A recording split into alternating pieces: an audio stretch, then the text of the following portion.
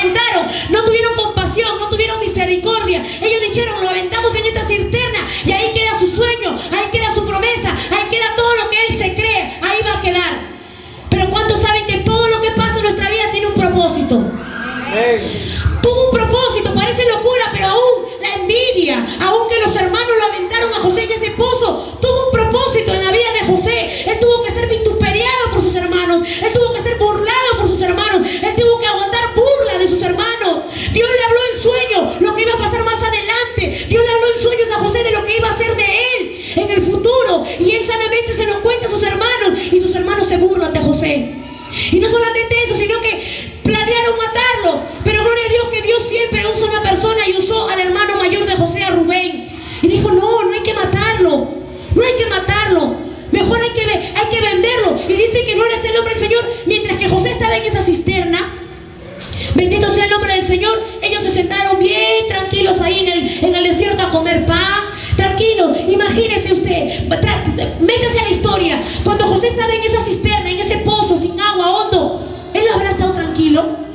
¿Usted no cree que José de repente clamaba, hermano, Rubén, Judá, Leví, Dan, Neftalí, Sacar, ayúdame, sáqueme de aquí? Yo me imagino, yo me transmito, digo, José no ha estado tranquilo en ese pozo. José clamaba por su vida, me imagino yo. Pero ellos, los hermanos, tranquilos, ellos seguían comiendo, con ellos no pasaba nada. Y dice que mientras ellos comían, pasó una, gloria sea el nombre del Señor, una compañía de ismaelitas que venía de Galat, y sus camellos traían aromas, bálsamo, mirra, y iban a llevarlo a Egipto. Dice, entonces Judá dijo a sus hermanos, ¿qué provecho hay que matemos a nuestro hermano y encubramos su muerte? O sea, ¿qué beneficio sacamos nosotros de matar a nuestro hermano y gloria sea el nombre del Señor y encubramos su muerte? Venid y vendámoslo a los ismaelitas, y no sea nuestra mano sobre él, porque él es nuestro hermano, nuestra propia carne, y sus hermanos convinieron con él. Y dice que pasó por aquel lugar, por aquel desierto, una compañía de ismaelitas, de una tribu de Ismael, de otro lugar, pasaron y se iban rumbo a Egipto. Amén. Y dice que los hermanos dijeron, en lugar de matarlo, en lugar de que le mande la sangre de nuestro hermano con nosotros, ¿qué te parece mejor si lo vendemos? Y lo vendieron a José, lo vendieron como un esclavo por unas cuantas monedas. Lo vendieron. Mira lo que tuvo que pasar José, ser vendido como un esclavo.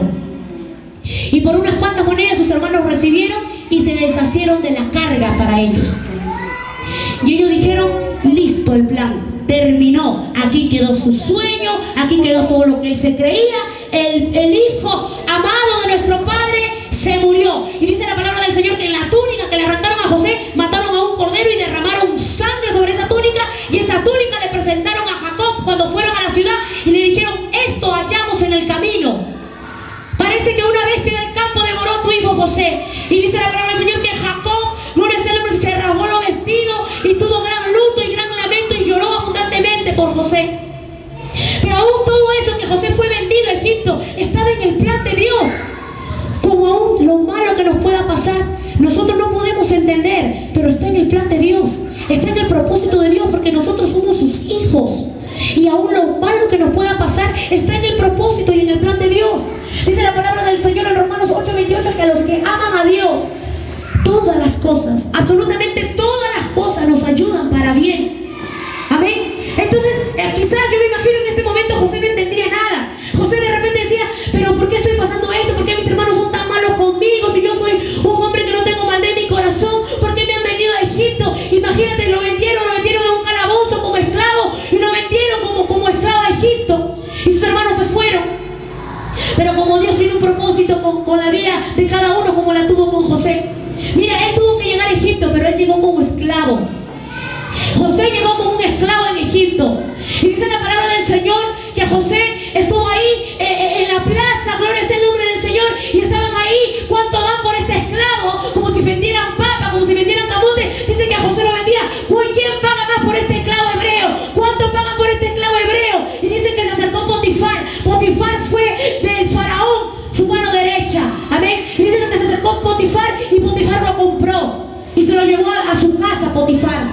Y José estuvo en la casa de Potifar. Y dice la palabra del Señor, bendito sea el nombre del Señor, en el capítulo 39 dice, llevado pues José a Egipto, Potifar, oficial de Faraón, capitán de la guardia, varón egipcio, lo compró de los ismaelitas que lo habían llevado allá. Mas Jehová estaba con José. Mira, aún en esas circunstancias Dios nunca lo dejó, Dios estaba ahí con él. Mas Jehová estaba con José y fue varón próspero y estaba en la casa de su amo el egipcio. Y vio su amo que Jehová estaba con él y que todo lo que él hacía, Jehová lo hacía prosperar en su mano. Así halló José gracia en sus ojos y le servía y le hizo mayordomo de su casa y entregó en su poder todo lo que tenía. Mira, dice que desde el momento que José entró y llegó a la casa de Potifar, dice que todo lo que José comenzó a hacer comenzó a prosperar. ¿Por qué? Porque la bendición de Dios estaba sobre José.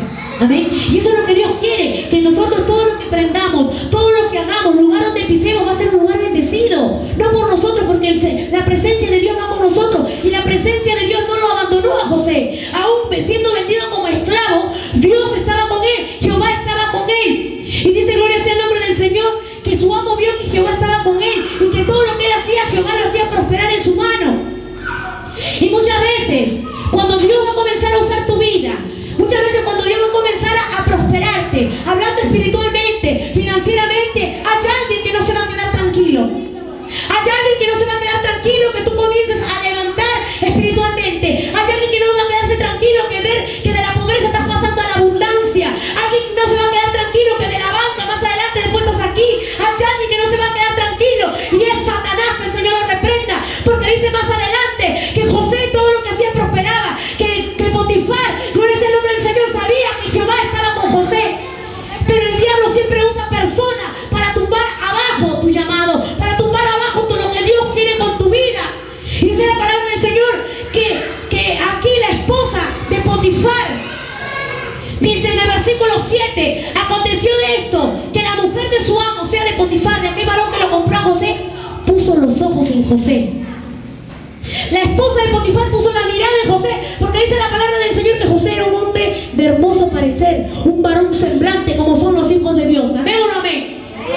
José dice que era de hermoso semblante, de hermoso parecer y la presencia de Dios. Imagínate cómo era ese hombre.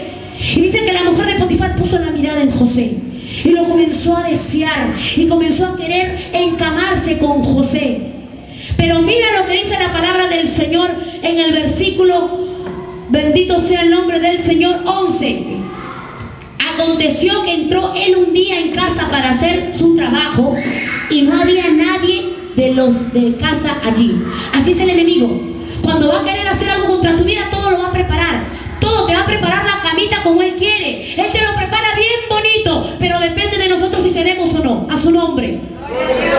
Y mira, dice el versículo 12, y ella lo asió por su ropa diciendo, duerme conmigo. Entonces él dejó su ropa en las manos de ella y huyó y salió. Dice la palabra del Señor que José corrió y esta mujer se quedó con la túnica en sus manos y José huyó. Yo me imagino que al quedarse con la túnica, porque antiguamente se vestían con la túnica los varones, dice que esta mujer le quitó la túnica y José huyó y salió. Hermana, imagínate, transfiérete la historia. Esta mujer dice que también era hermosa, la mujer de Potifar, y lo comenzó a tentar, a seducir. Duerme conmigo, encámate conmigo. José era un varón, José era un varón, pero más pudo su temor a Jehová, más pudo su temor a Dios, y él corrió y huyó y salió corriendo, como Dios quiere que tú y yo corramos de la tentación a su nombre. Y mira, cuando tú y yo corremos de la tentación, nos huimos de la tentación, Dios te va a honrar.